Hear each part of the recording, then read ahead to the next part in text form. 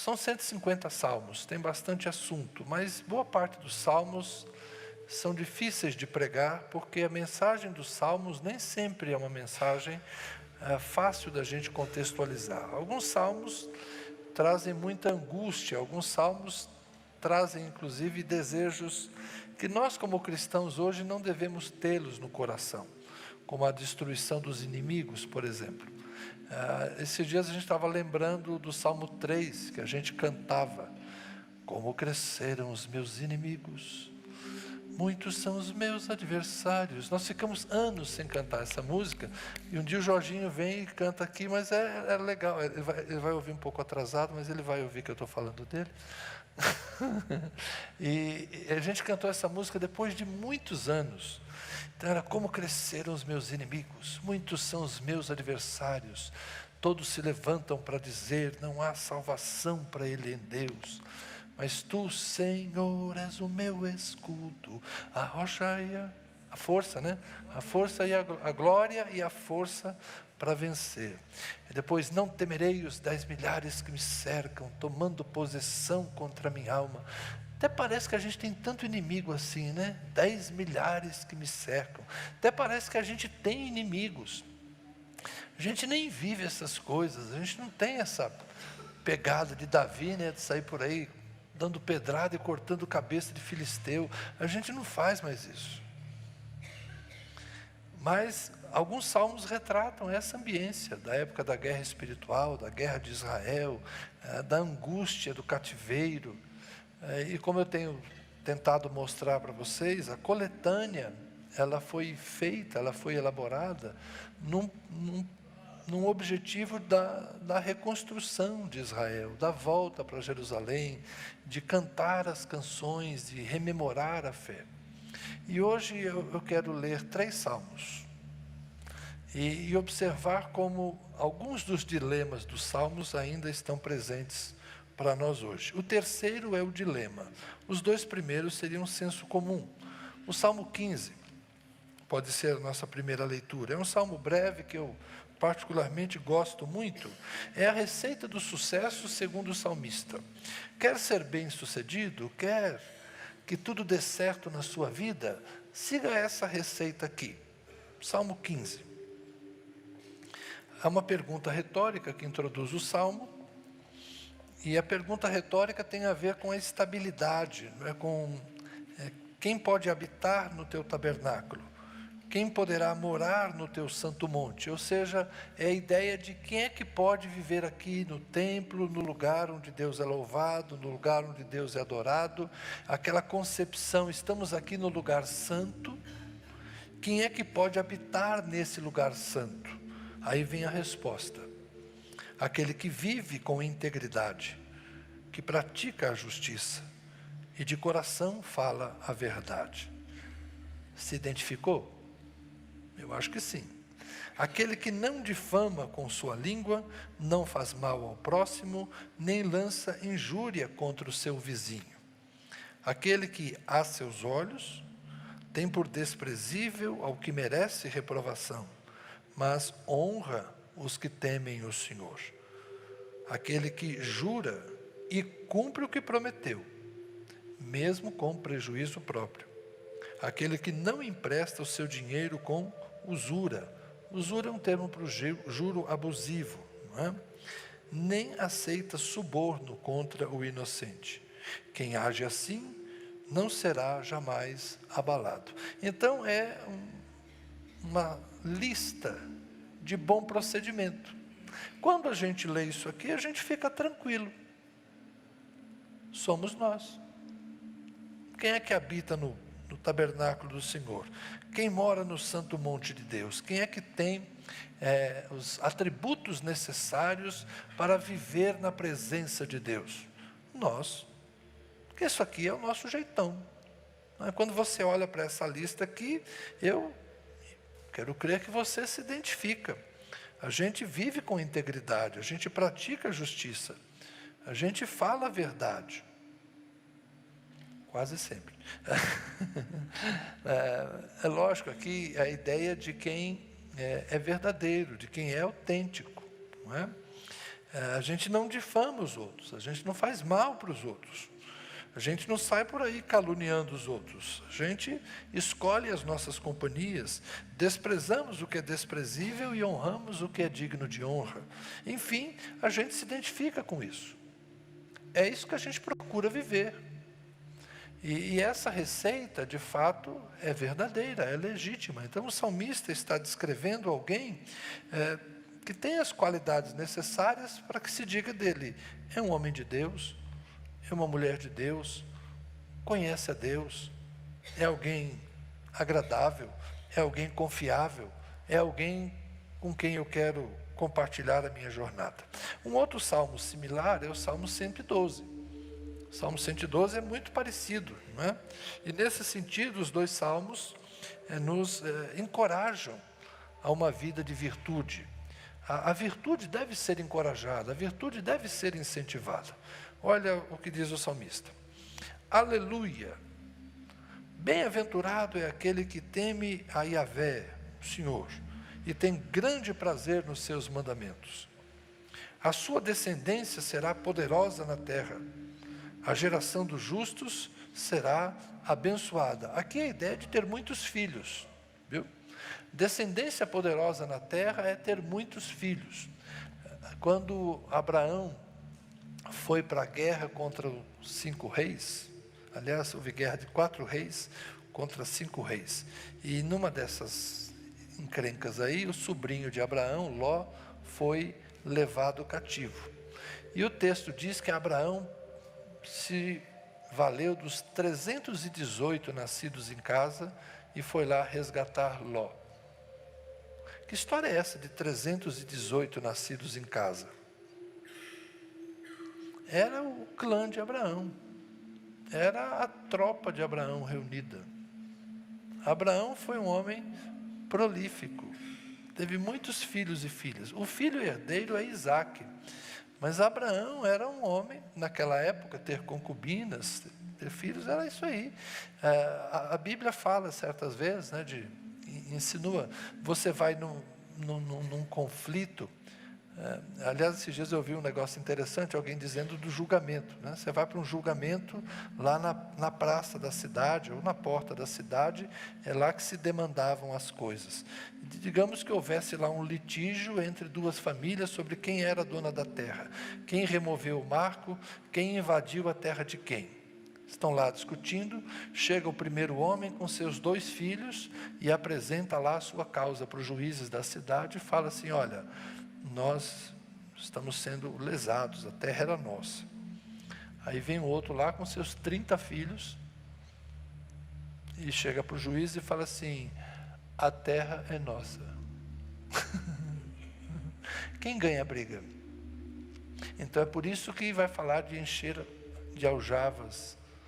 Ter muitos filhos é como ter muitas flechas. Então ser poderoso na sua descendência, aqui tem a ver com isso. Ter muitos filhos, porque quem tem muitos filhos defende a sua casa. Naquela época não tinha exército, não tinha polícia, não tinha justiça como hoje, as coisas eram mais complicadas, era a lei de quem tem mais força. Quem tem mais força? Quem tem mais filhos. Por isso a descendência será poderosa na terra. A geração dos justos será abençoada. Na sua casa há prosperidade e riqueza, e a sua justiça permanece para sempre. Aos justos nasce luz nas trevas. Ele é bondoso, compassivo e justo. A gente se identifica com isso aqui, não é? É bom. Está com a nossa cara esse texto. Vamos seguir. Feliz é aquele que se compadece e empresta.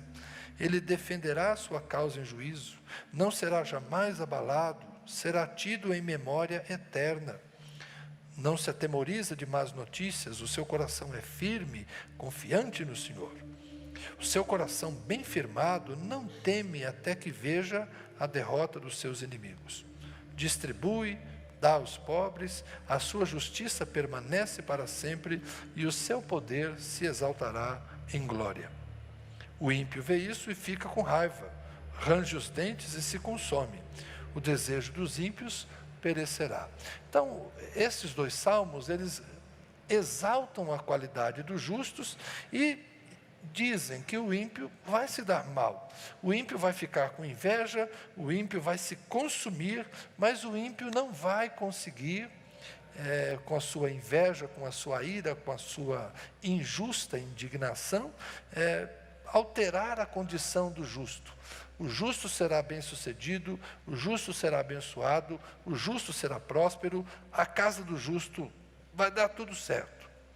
Essa é a lógica de Provérbios e é a lógica de muitos dos salmos.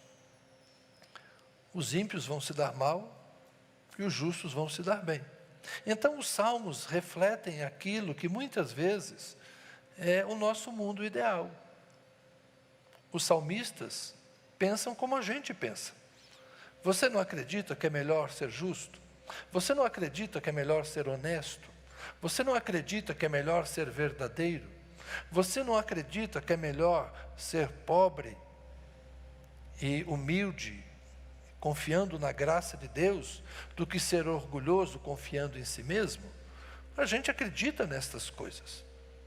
A gente, de fato, toma esses valores como valores que refletem o caráter de Deus.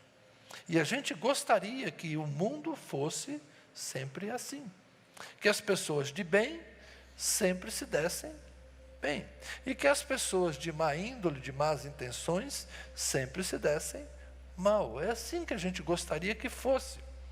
Mas desde cedo nós vamos lidando com os problemas dos nossos filhos na escola. E a gente vai percebendo que não é bem assim, não é tão simples assim. Que lá na escola tem uns fiotinhos de não sei o que já começam a dificultar a vida dos nossos filhos. E você precisa começar a ensinar seu filho a conviver num mundo em que nem todo mundo é bonzinho. E você fica com esses problemas. Como é que eu faço?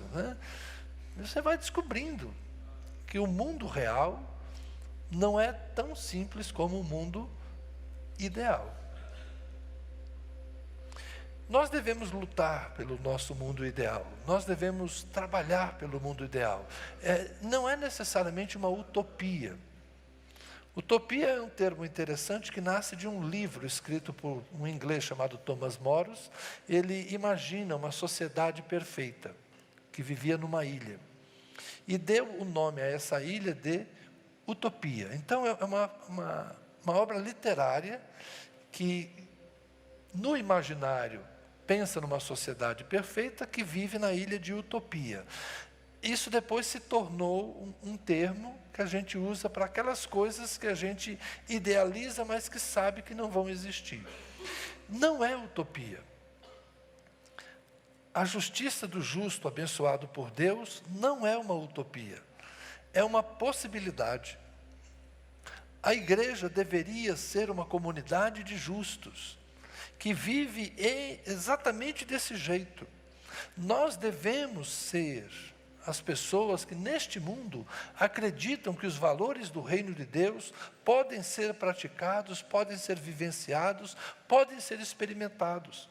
Nós precisamos acreditar que essa essência de Deus, que essa bondade de Deus, nos foi dada não apenas em Cristo Jesus, mas principalmente nos foi dada por meio do dom do Espírito Santo, para que a gente consiga ser melhores do que éramos quando não tínhamos Cristo. Então, embora pareça um padrão tão elevado de qualidade, que é inalcançável, nós não devemos duvidar do poder de Deus, do poder renovador e transformador do Espírito Santo que habita em nós. Nós podemos experimentar estas coisas. Nós podemos ser bondosos. Quando a gente diz que Deus é bom o tempo todo Deus é bom, a gente pode também ser bom o tempo todo. Nós podemos viver a bondade, nós podemos viver a justiça, nós podemos viver a verdade.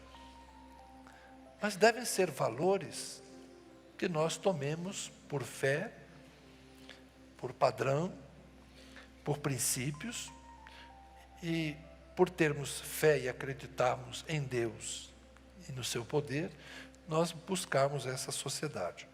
Agora, o mundo não será assim. Jesus disse: no mundo tereis aflições. Por quê? Porque o mundo resiste à vontade de Deus.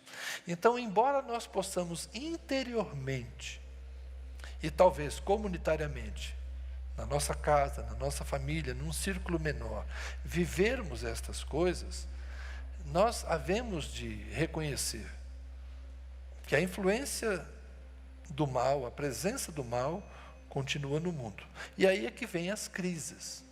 Quando a gente tenta fazer que dá tudo certo, mas nem sempre as coisas acontecem assim. E ainda bem que os salmos são escritos, eu costumo dizer que os salmos não foram escritos de cima para baixo. Não é Deus dizendo lá do céu o que Ele pensa a nosso respeito. A maior parte das vezes os salmos somos nós dizendo o que nós pensamos a nosso respeito e a respeito de Deus. E eu quero ler agora com vocês o Salmo 73, que é um salmo em que as coisas são diferentes. É a crise do salmista Asaf, tá bem? E essa crise pode ser uma experiência sua ou minha. E é por isso que é bom ter uns 150 salmos. Dá para encontrar diferentes percepções. O Salmo 73 é muito rico e muito interessante. Começa fácil. De fato, Deus é bom para com Israel, mas para com os limpos de coração. Deus é bom para com Israel, Deus é bom para com os limpos de coração. E agora ele começa a descrever a sua crise. Quanto a mim, porém, quase me resvalaram os pés. Pouco faltou para que se desviassem os meus passos, pois eu invejava os arrogantes ao ver a prosperidade dos maus. Para onde ele estava olhando? Estava olhando para o lado de fora. Deus é bom, mas eu não estou olhando para Deus. Deus é bom para com os limpos de coração, mas eu não estou olhando para os limpos de coração. Eu estou olhando para os maus. E estou desgostoso porque eles prosperam. Eu invejava os arrogantes ao ver a prosperidade dos maus. Invejar é querer estar no lugar de. Ok? E ele começa a descrever o que ele percebia, como era a vida dos maus e arrogantes. Para eles, não há preocupações. O seu corpo é forte e sadio. Não partilham das canseiras dos mortais, nem são afligidos como os outros. Por isso a soberba os cinge como um colar, e a violência os envolve como um manto. Os seus olhos saltam-lhes de tanta gordura, do coração deles brotam fantasias. Zombam e falam com maldade, falam da opressão com arrogância. Abrem a boca para falar contra os céus e a língua deles percorre a terra. Por isso o seu povo se volta para eles e os tem por fonte da qual bebe com avidez. Eles dizem: como Deus ficará sabendo? Por acaso o Altíssimo tem algum conhecimento? Eis que estes são os ímpios, e sempre tranquilos aumentam as suas riquezas. Essa percepção de que alguma coisa está dando errado. Porque aquela lógica de o justo se dá bem e o ímpio se dá mal, de vez em quando não é a ótica do mundo real. Quando você se percebe olhando para a realidade e fala assim: isso não está certo. Isso não está certo. Por que esse cara ficou rico de repente? Ganhou na loteria? Ou é traficante? Né?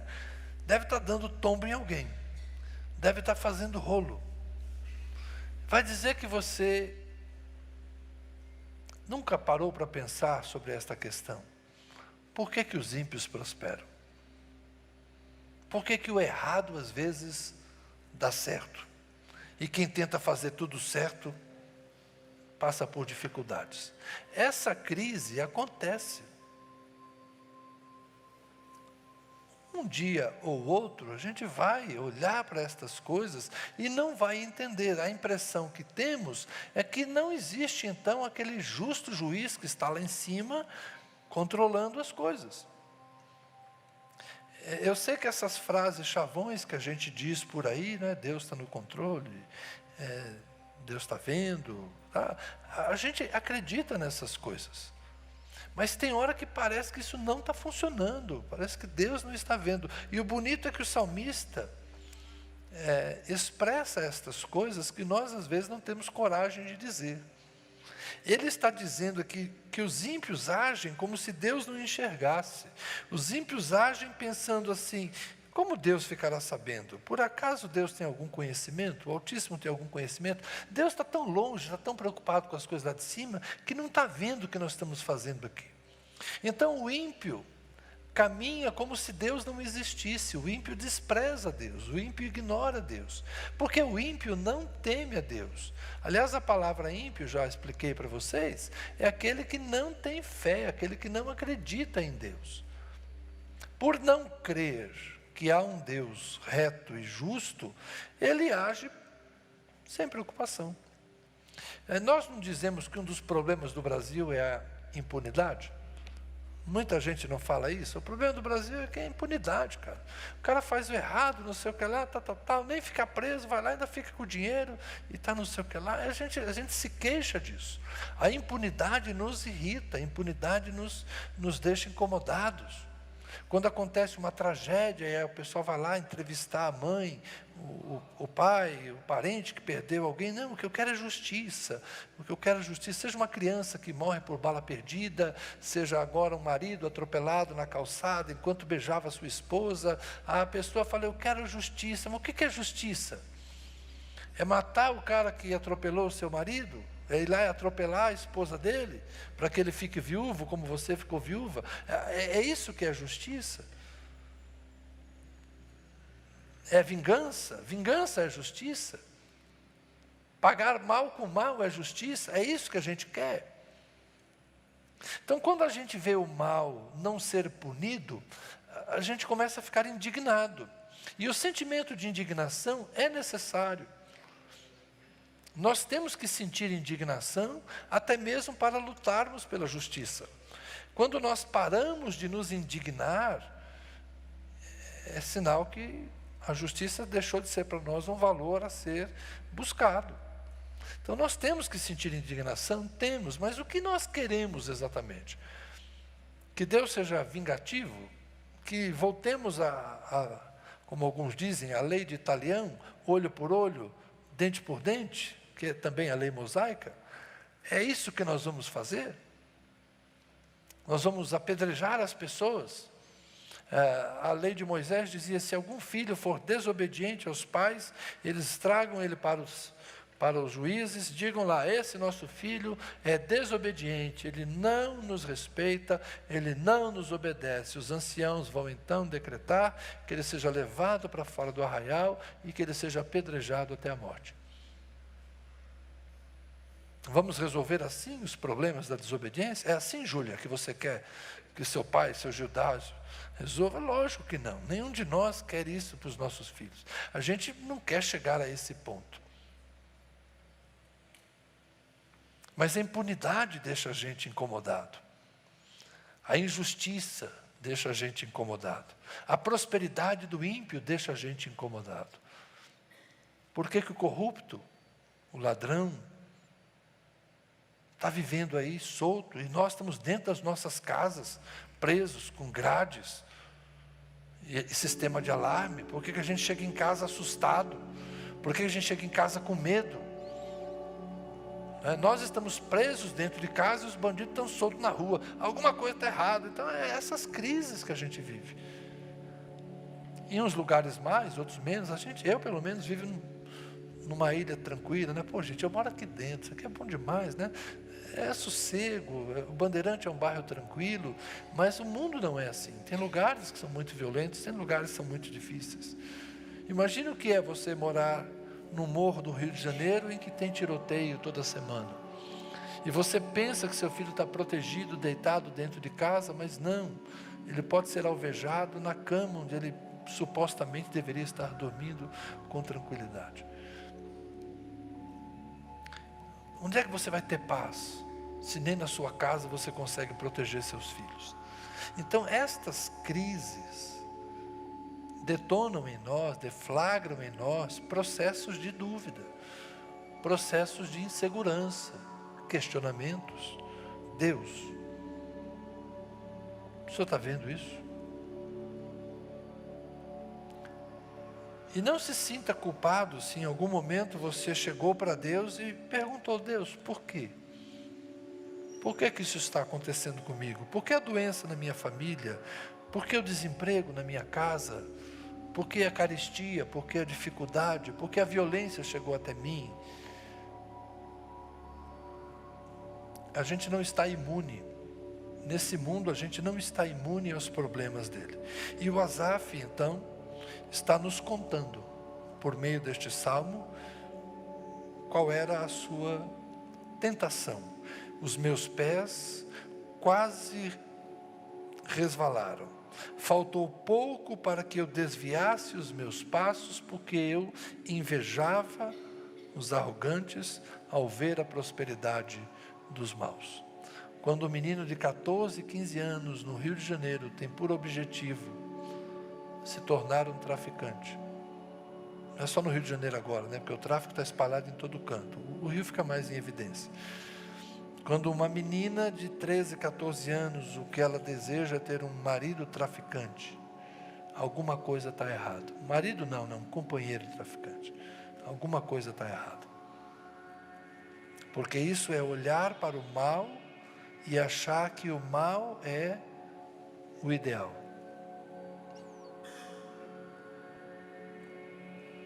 Essa é a crise do Asaf. Bom, a coisa só piora. O verso 13 ele fala: com certeza foi inútil conservar puro o meu coração e lavar as minhas mãos na inocência. Olha que frase dura. Foi inútil para mim conservar puro o meu coração e lavar as minhas mãos na inocência. Pois o dia inteiro sou afligido e cada manhã sou castigado. Ou seja, eu sofro. O ímpio se dá bem e eu sofro.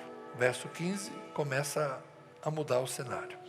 Se eu tivesse pensado em falar tais palavras, já aí teria traído a geração de teus filhos, ó Deus. Ou seja, eu teria negado a minha origem.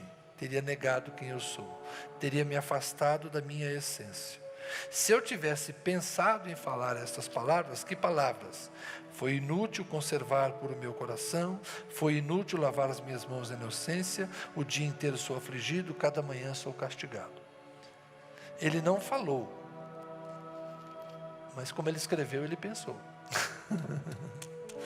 Bom, se eu tivesse pensado em falar tais palavras, já aí teria traído a geração dos teus filhos, ó Deus. Em só refletir para compreender isso, achei que a tarefa era pesada demais para mim, até que entrei no santuário de Deus e descobri qual seria o fim deles. Aqui começa a solução para a crise existencial do Asaf. Quando ele vê a prosperidade do ímpio, ele para refletir, percebe que é muito complicado para ter as explicações.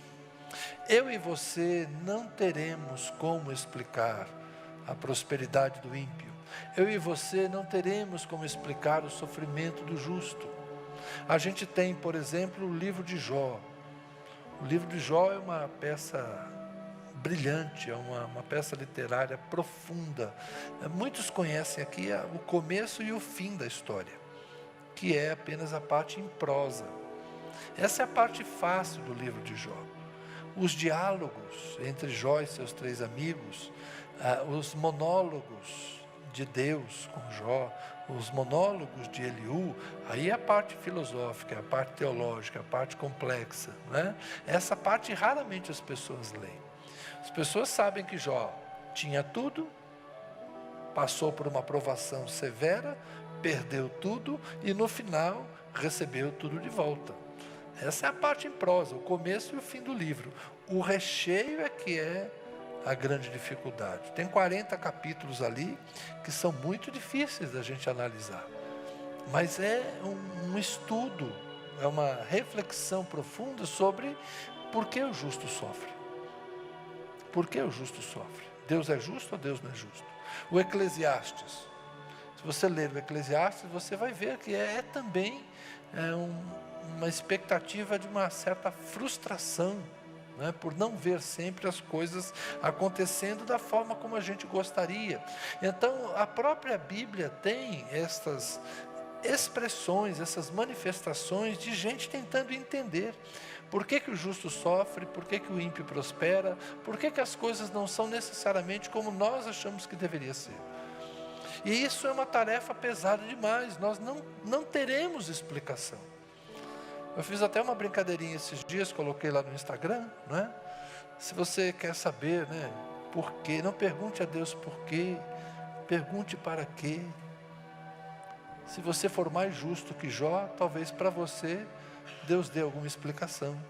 Porque para Jó Deus não deu. Jó fez todos os seus questionamentos para Deus. Por que a vida dele havia se transformado numa tragédia?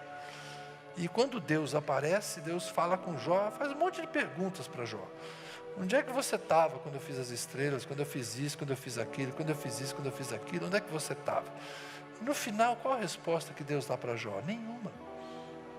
Deus não diz para Jó por que ele está sofrendo, nem por que o ímpio às vezes prospera. Essas coisas, Deus não nos deve satisfação. Por isso que Paulo fechou a questão em Romanos 8. Ó profundidade da riqueza, da sabedoria, do conhecimento de Deus.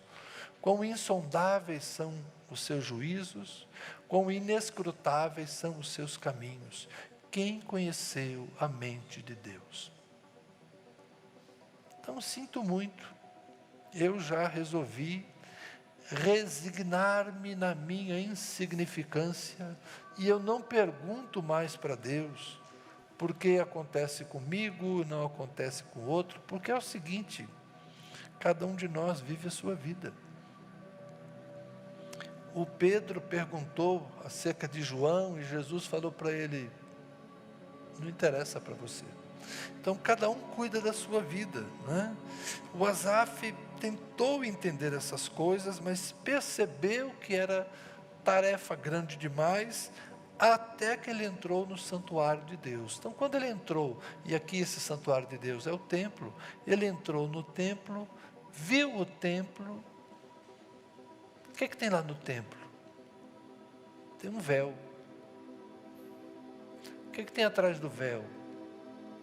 O Santo dos Santos. Essa é a questão. Ele entendeu que ele está do lado de cá do véu e Deus está do lado de lá. Há uma separação. Deus é Deus, nós somos humanos. Os mistérios de Deus estão com Deus. Vamos seguir. Até que entrei no santuário de Deus e descobri qual seria o fim deles, o fim dos ímpios, o fim dos maus. Verso 18, tu certamente os pões em lugares escorregadios e os fazes cair na destruição. Como são destruídos num instante, são totalmente aniquilados de terror. Como acontece com o sonho quando alguém acorda. Assim, ó Senhor, ao despertares, desprezarás a imagem deles. Quando o meu coração estava cheio de amargura e o meu íntimo se comoveu, eu estava embrutecido e sem entendimento. Era como um animal diante de ti. No entanto, estou sempre contigo. Tu me seguras pela minha mão direita. Tu me guias com o teu conselho e depois me recebes na glória. Que tenho eu no céu além de ti? E quem poderia eu querer na terra além de ti? Ainda que a minha carne e o meu coração desfaleçam, Deus é a fortaleza do meu coração e a minha herança para sempre. Asaf se converte de novo. Ele percebe que o coração dele estava amargurado que ele estava incomodado, isso era uma forma de embrutecimento, ele estava se comportando mal na presença de Deus. Mas ele se humilha, daí para frente ele desce numa atitude de quem busca o conselho de Deus. O Senhor me guia, o Senhor me recebe, é o Senhor que eu tenho no céu, eu não posso querer nada além de Ti, ainda que esse meu corpo desfaleça, o Senhor é minha fortaleza, o Senhor sustenta o meu coração, o Senhor é minha herança para sempre. Ou seja, este mundo não é perfeito, não vai ser perfeito, mas o Senhor é a nossa herança. Nós temos o Senhor. E quando Deus se levantar para julgar, Deus vai julgar. A questão do ímpio não é problema nosso, a questão do ímpio é problema de Deus. A recompensa do justo, fique tranquila, ela virá, porque o Senhor é justo juiz. As nossas boas obras não serão esquecidas diante de Deus. A sua honestidade, a correção dos seus atos, a sua sinceridade, a sua verdade, a sua generosidade, a sua bondade, nada disso ficará esquecido diante de Deus. E quando você falhar, a bondade e a misericórdia do Senhor vão agir na sua vida. Quanto ao ímpio, Deus tratará a impiedade do ímpio, Deus tratará a incredulidade do incrédulo, Deus tratará a injustiça do injusto, Deus dará a cada um a sua paga. Nós receberemos mais do que merecemos, porque sobre nós repousa a graça, a misericórdia e a bondade de Deus. Mas o ímpio será tratado como um ímpio. Quando? No dia que Deus quiser. Nessa vida ou na outra. Não sei. Isso compete a Deus.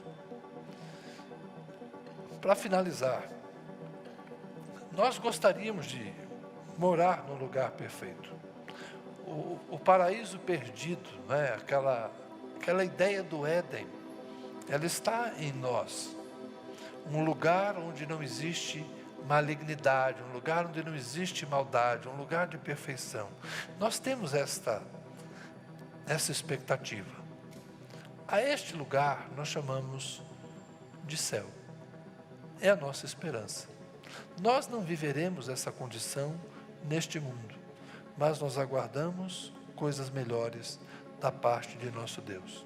Então aqui nós tentamos trazer os valores dos céus para a terra. Seja feita, como eu disse semana passada, seja feita na terra a vontade de Deus, assim como ela é feita no céu. Nós tentamos trazer o céu na terra, mas devemos preservar a nossa integridade, a nossa sanidade, compreendendo que a terra é terra e que só o céu é céu. Viva como um cidadão dos céus. Não se deixe embrutecer. Não se deixe desanimar. Não deixe que a impiedade do mundo te contamine. Guarde o seu coração da amargura. Guarde os seus olhos da inveja. Guarde a sua mente desta tentação de tentar ser mais justo do que Deus. Esse pensamento tolo que às vezes a gente tem, que se eu fosse Deus, eu faria melhor as coisas. Deixa Deus ser Deus e resigne-se à sua humanidade. A gente pouco sabe de si mesmo, quanto mais de como Deus conduz a história. No final, como disse Asaf, o justo vai receber a bondade de Deus e o ímpio vai receber a severidade de Deus. Até lá, vamos caminhando. Amém? Sonhando e construindo este mundo para a glória de Deus. Vamos orar. Senhor, nós estamos na Tua presença reconhecendo que podemos ser melhores, reconhecendo que podemos nos esforçar um pouco mais para construirmos uma sociedade mais justa a partir da nossa casa, a partir de nós mesmos. Sermos melhores pessoas, sermos melhores cidadãos do céu e melhores cidadãos da terra. Sermos melhores amigos, sermos melhores parentes, sermos melhores crentes, sermos, ó Deus, pessoas que, como disse o salmista, habitam na presença do Senhor e andam em justiça e retidão. Que nós tomemos a decisão, ó Deus, de sermos melhores, de sermos honestos, de sermos sinceros, de fazermos o que é certo, ainda que isso não produza o maior lucro, ainda que isso talvez nos gere até algum tipo de perda, que nós façamos a escolha, ó Deus, por aquilo que é verdadeiro, por aquilo que é legítimo, por aquilo que é sincero, por aquilo que agrada o Teu coração.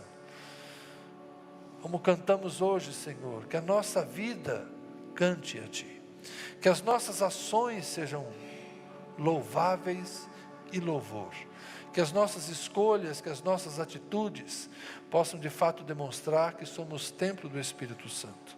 E assim, Senhor, que nós, ao agirmos de maneira correspondente à Tua vontade, produzamos neste mundo ações de graças e louvor, que as pessoas, ao verem como nós os tratamos, como nós agimos, como nós somos mensageiros de boas novas, possam dizer: graças a Deus, glória a Deus, o Senhor enviou alguém para me abençoar. Que nós sejamos bênção na sociedade brasileira, que nós sejamos bênção nessa cidade, que nós sejamos os abençoadores dos nossos familiares, Senhor. Que nós sejamos os conciliadores, os conselheiros sábios, os apaziguadores, aqueles por meio de quem vem a provisão, manifesta-se a graça, a bênção do Senhor. Que nós sejamos, ó Deus, promotores da paz, da justiça, anunciadores do Teu amor e da Tua misericórdia em Cristo Jesus. Amém. Amém.